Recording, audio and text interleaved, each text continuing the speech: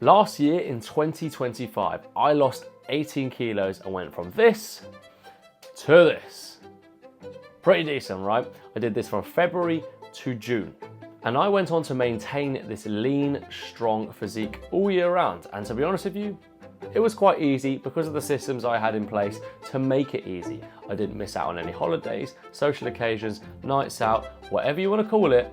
It was maintainable all year round. And it's not just me that used this system. This is my client James, who also lost 20 kilos last year and once again stayed lean all year round. This is my client Ryan, who's currently 30 kilos down, going through this process right now. And this is another client of mine, Adri, who lost 13 kilos last year and is now doing this cycle again to build an even better physique than last year. So this system works, and let's get you into it now.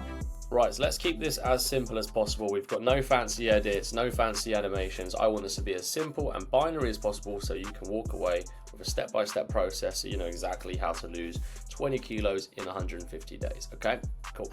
So, how to lose your first 5 kilos. Honestly, it's very, very simple. We need to be in a rough calorie deficit, and the way we're gonna do that is by going on a website called caloriecalculator.net. So, literally, Google calorie calculator, simple as that. First one's going to come up, caloriecalculator.net. You can come in here and type in your stats. So me, I'm 24, 5'10", I am 5'10". In pounds, oh fuck, what am I? Fuck's sake, right. 67 kg in LBS, right. 170 roughly, okay? 170 in pounds. I exercise 4 or 5 times a week. Let's minus steps and stuff like that. Exclude that, whatever. Moderate exercise 4 or 5 times a week. If you train 1 to 3 times a week, put that there. If you've got a very active job and train 3 or 4 times a week, you adjust this. But for me, 4 or 5 times a week, okay? It's going to come up with this. Now, mild weight loss to weight loss is roughly the calorie target I would stick to with my stats. Whatever the number comes up across here for you is what you should be doing, okay? So now we've ticked off rough calorie deficit. Sick. We got a tick button? No, we're just going to underline it. Cool. And just walk more. If you go on your phone, I'm going to get my phone up here now, and we go onto the health app. Go onto the health app. Presumably you have some form of health app on your phone. If you don't, what fucking phone are you using? You're going to have a steps target, steps here. You can work out your weekly average. For me, last week was 11K because I'm an absolute stud.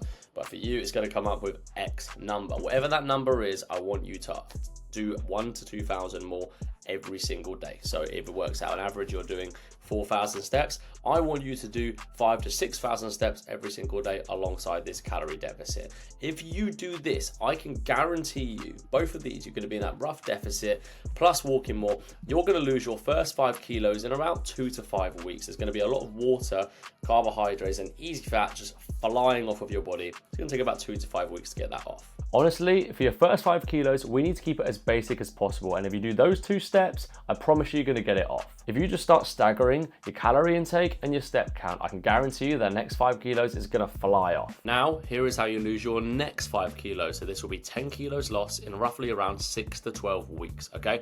So this is going to be staggered progression with your steps or your calorie deficit. So for sake of it, let's say your number that it gave you for the deficit is 2,500. It's just a very easy number to stick to, okay? This is a sheet I use with a lot of clients, but it's empty in this case, and I'll put mine just to make it nice and simple, okay?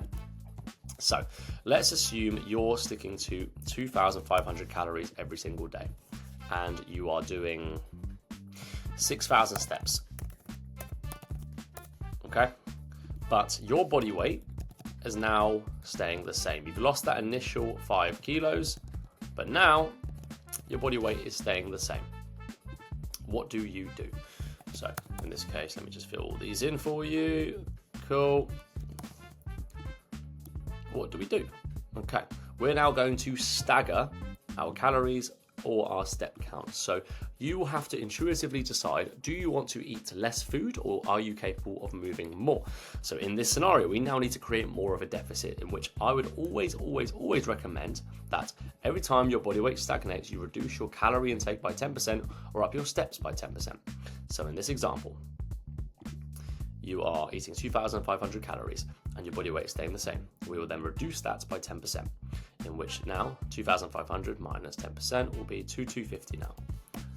Same step count, but more of a deficit has now been created because we've reduced our food intake by 10%, and that should take us to around essentially 76, let's say 76, maybe take you down to 75-ish, but for the sake of numbers, this is going to be easy, okay? And then you're going to stick to this. It's going to take you down to whatever body weight, let's just say 75 by the end of this week, whatever. And then you might be like, oh, okay, cool, I'm staggering again. And then what you would do is you'd be like, okay, cool, well, this time I don't actually want to eat less food, but I'm quite happy to increase my step count. So increase by 10% would be 600, but when it's less than 8 to 12K, I would always say just up it by 1,000 at a time. So we're gonna go 7K, and cool. Let's say you start at 75 here, 75, 75, oh, it's dropping again, cool. 74, 74, 73.5, and you're just going to carry on like this. And this staggered deficit with food and calorie and step count is what's going to get you your next 5 kilos off, because you're going to work yourself down to whatever calorie target is 10 kilos less of your body weight. So increase the step count, reduce the food intake. Increase the step count, you'd reduce your food intake until you've gotten down that next 5 kilos, and now you're 10 kilos down from your initial body weight. In this case, 72 here, we start at 77 here. Look, the next 5 kilos, yes, it gets a little bit trickier, but I'm gonna be real with you, this is very, very doable. If you just start staggering your calorie intake and your step count, I can guarantee you the next 5 kilos is gonna fly off. 5 kilos to come off. This is going to total you down to 15 kilos of fat lost in roughly 12 to 16 weeks since you started. So we have a few different more technical things here that will be going on. Calorie banking, for example.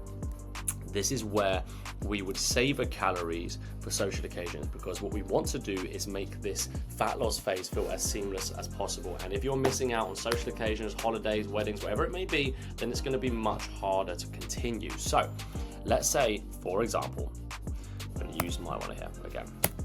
Let's say your average calories is 2,000.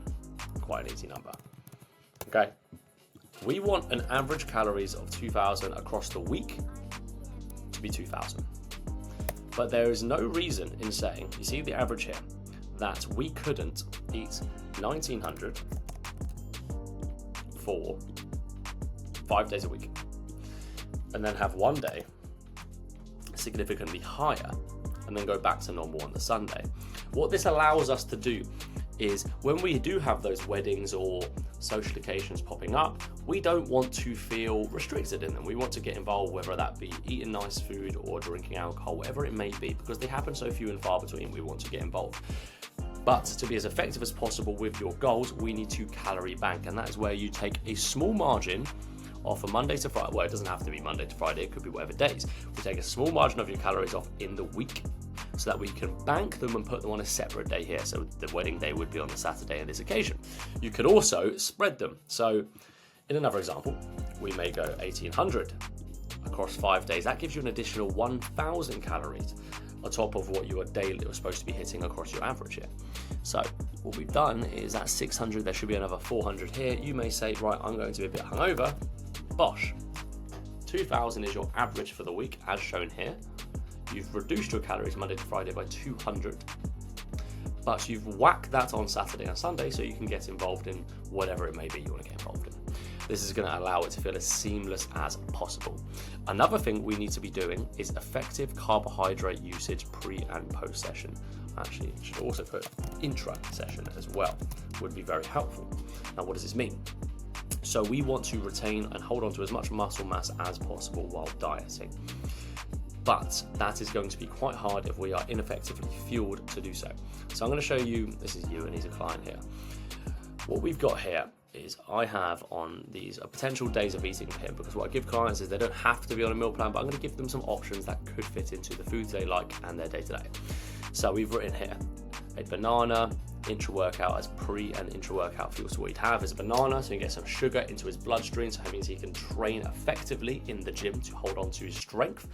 An intra-workout, which in this sense I'm referring to a glucose drink, so like a glorified Lucozade. You can get these from My Protein, you can get these from multiple supplement stores. It's essentially a glorified Lucozade. Again, this is going to be able to replenish your sugar throughout your gym sessions. Now we've got sugar before the gym session, during the gym session, so we can make sure our output is continuously progressing while we're in the gym, even though we are in a deficit and losing fat anyway. And we've also, for him, because he typically works out at lunchtime, we have his second meal, in brackets here, typically post-workout, to be protein and carbohydrate focused. That's going to allow us to recover from our gym session as best as possible and crack on with our day-to-day. So our carbs have been placed around our training window. If you're someone who trains in early morning, what we would do is have carbs in our dinner the night before. You would then have a light carbohydrate-based pre-workout snack, so that might be some fruit. Fruit is realistically the best option, maybe a Squares bar, and you may have an intra-workout as well. Okay, what we want to do is place our carbohydrates around our training window.